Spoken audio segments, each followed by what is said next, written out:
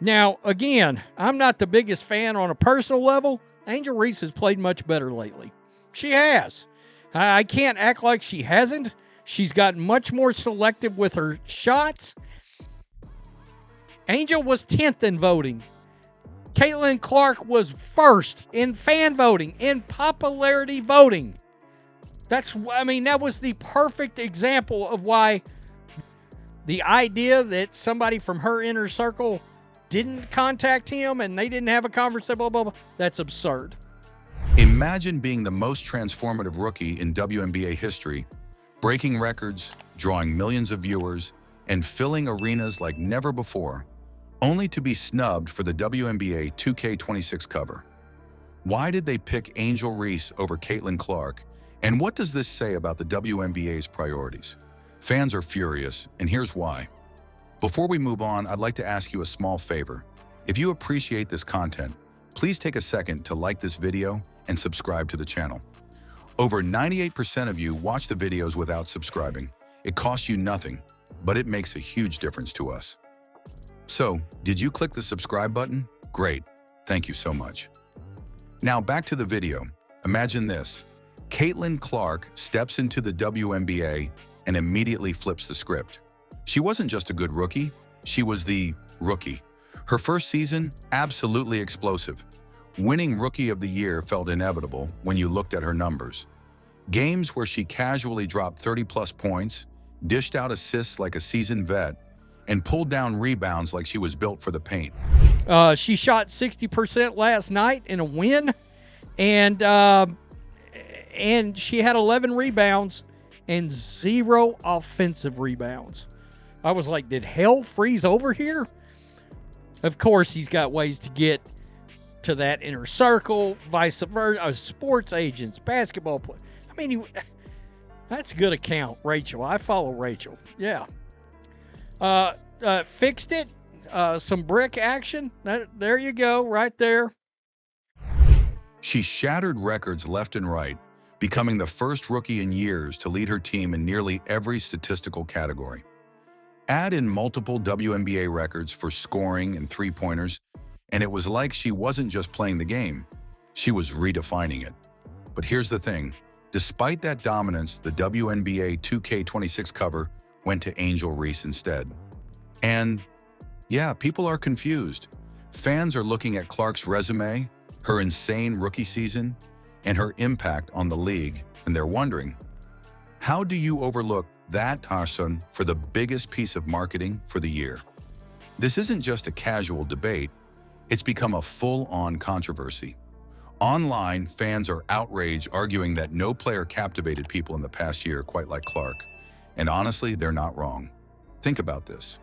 Clark's games average 1.178 million viewers. That's not only almost triple the viewership of an average WNBA game, it completely blows other matchups out of the water. Can Reese claim that level of impact? Hardly. And it wasn't just TV audiences she brought in. Indiana Fever games where she plays saw attendance numbers double compared to the league average. It wasn't just basketball fans showing up. It was families, first-time watchers, even skeptics. Her star power made it happen.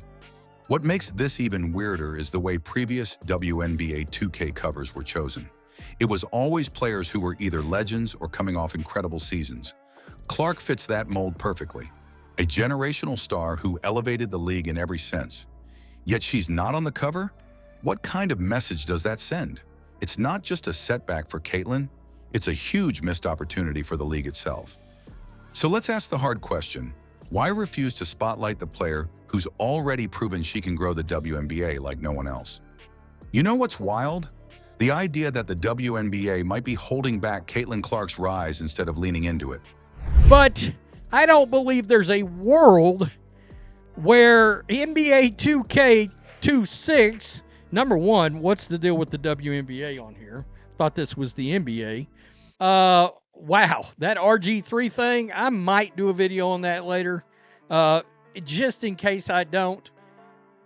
My opinion, and knowing how many contacts RG3's made across the sports world, here we go. A little response. CDS Sports Podcast.